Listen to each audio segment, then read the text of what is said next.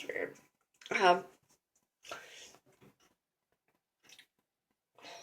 My ear itches and it hurts at the same time. I still have that high-pitched ringing noise in my ear.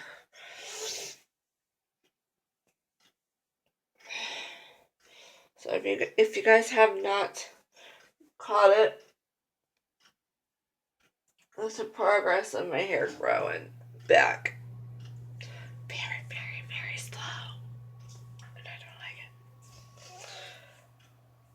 Good thing I got thick, beautiful hair. Because I can let it grow. Cover it up. Yeah. Anyways, so it's time for me to wake up and start the day. Hooray! Good morning.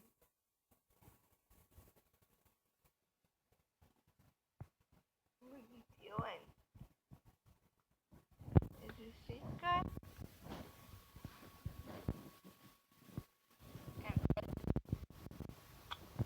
Love you. I can't pick you up yet.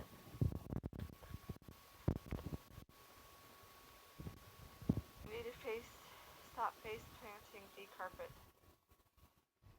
It's not soft. Well, it's soft, but not soft enough to leave a mark. Why are you rolling your eyes at me? You roll your eyes at me.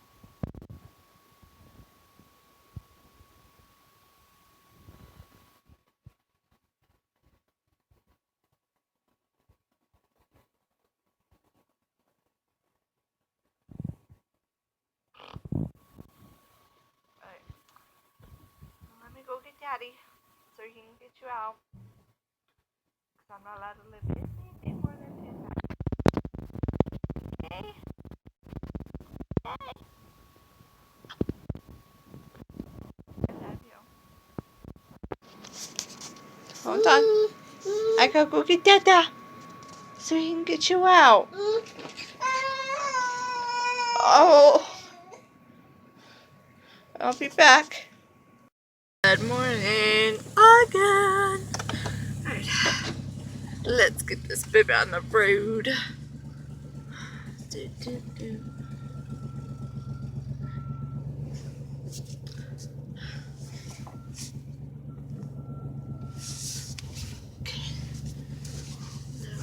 Cars are coming.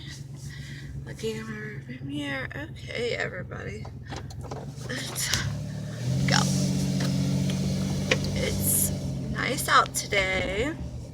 Very bright and sunny. So I gotta wear my sunglasses, as you can tell. So,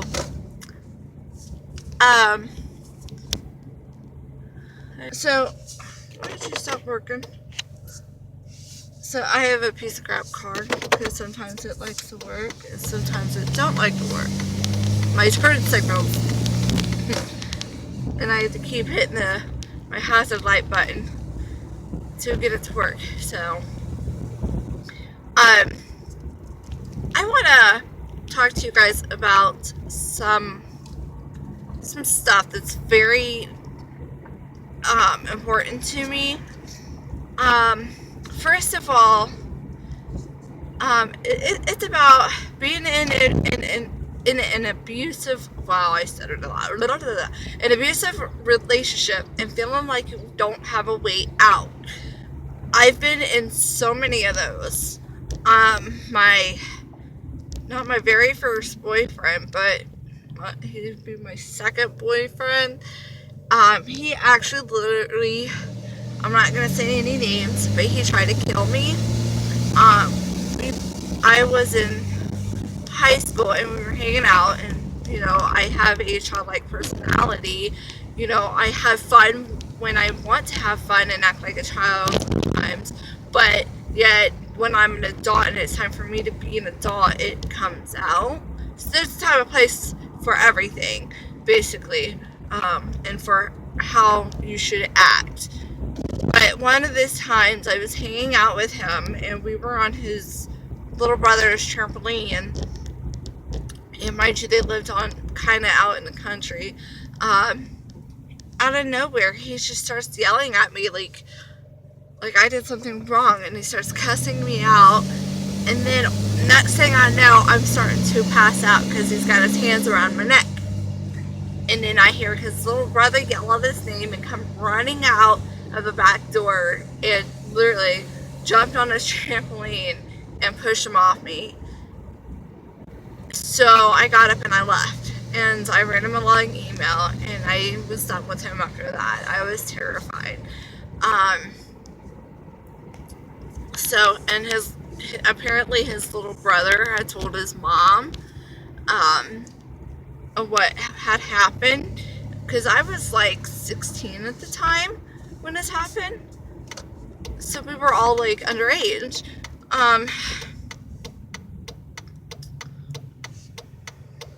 So he emailed me saying, yeah, my brother told my mommy, dun, dun, dun, dun. I'm like, yeah, whatever, you're a woman beater, and it wouldn't surprise me if I see you in the future that you would end up in prison. So I gotta pause and get back to you in a minute. The boy. Oh, I just seen him. There you are!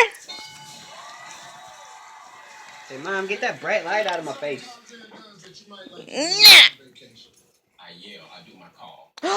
Where's the baby? There he is! Who said you could come up here?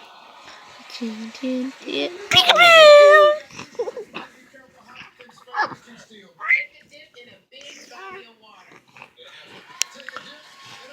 Oh, you found a Cheeto. Or not a Cheeto. Cheese puff. Yep, in the bed. Oh, cheese puff. He's still eating it. He put it there. Oh, you should have seen it when he realized he was laying on it. He goes, excuse me. Since you want to be in charge of the laundry, I'll let you.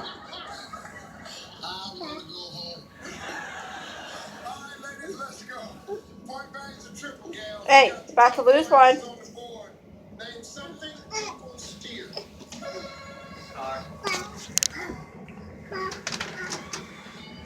There. Got to put it in your room.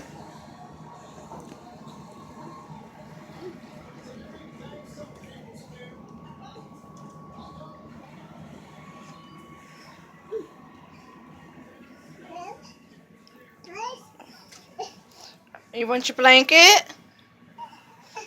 No. Here.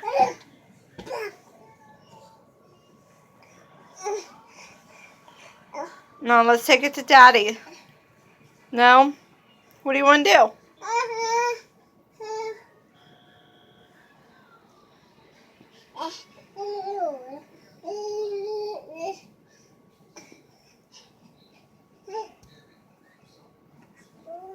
I didn't get a chance to finish what I was talking about in the car about how my ex abused me and he was trying to check me and so forth.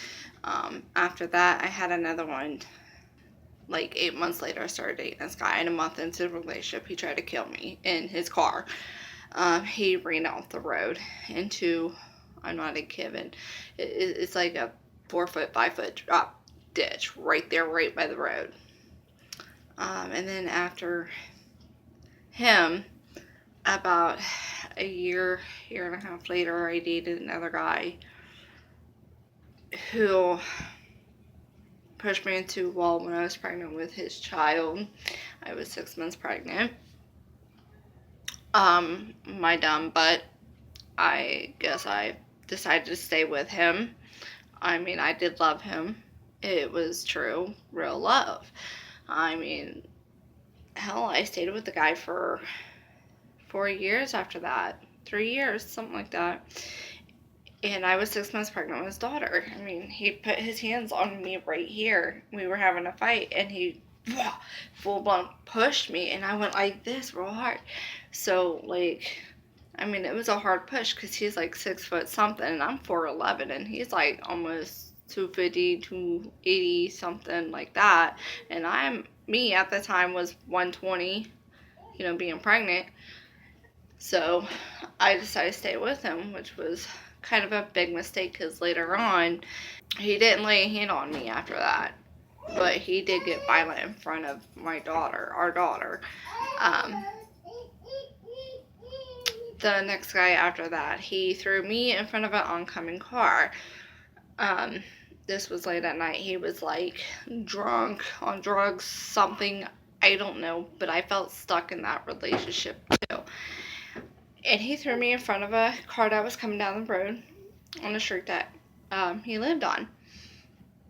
And after I had started packing, he threatened to kill me and, at the time, my 2 kids with his shotguns. And he had a single shotgun and a single barrel and a double barrel shotgun. So he threatened to shoot us with that. So I left him, got a 5-year protection order. Thank you, Jesus. And the guy after that, 2 years later, started dating again because I felt like I was ready. So, started dating this guy I knew. Once again, we were really good friends, and then comes to find out he's a psychopath. Tried to kill me with his rusty old pocket knife. Yeah, he came at me with it, and his mother smoked a damn cigarette at the fireplace, just watching him attack me and dragging me across the floor by my hair, my hoodie that I had on. I mean, literally, full on.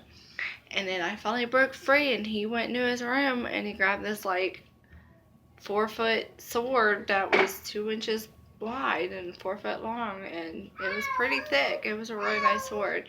He got that, and he came after me, and his mom then stood up and said, that's enough, blah blah blah, you need to effing stop. And he just dropped the sword and grabbed that pocket knife that was rusty, and he went and cut himself. Yeah, it was a hot mess. I don't know how I managed to attract all of these psychopaths, the violent, abusive guys. But my point is, even though I've been through some crazy ass shit like that, I'm still alive. I left. I felt stuck in every single one of those relationships. But something inside me kept saying, you can do it, you can leave.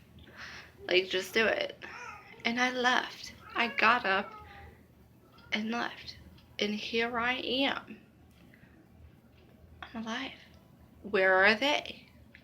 Without me. The best damn thing that's ever happened to them. Because I cooked, I cleaned, I worked. I paid all the bills. But here I am today. 29 years old. 3 kids. 9, 6, and almost 2. And I had got my gold. I got my king. The one I deserve. Because he let me go back to school. He helps me out with my kids. He helps with the bills. He helps with the groceries. He helps with the house cleaning. He's a stay-at-home dad. He chooses that, and I'm letting him do it. Why? Because that's just me, and he worked his ass off for so... See, we've been together for almost 3 years since we got together, and he got a job not even 2 months later. He's worked his butt off. And I told him, I want to go back to school. I want to work. I want to do this. I want to do that. I want to be the breadwinner. I want to wear the pants in the family. And he's letting me because that's what I want. And he wants to be at home with our son. Because he doesn't want to miss those precious times with them. So if you feel stuck, okay, and you're in a relationship, I don't care who you are, man, woman, I don't care. If you feel stuck, you can always go somewhere. You can always call somebody, tell somebody.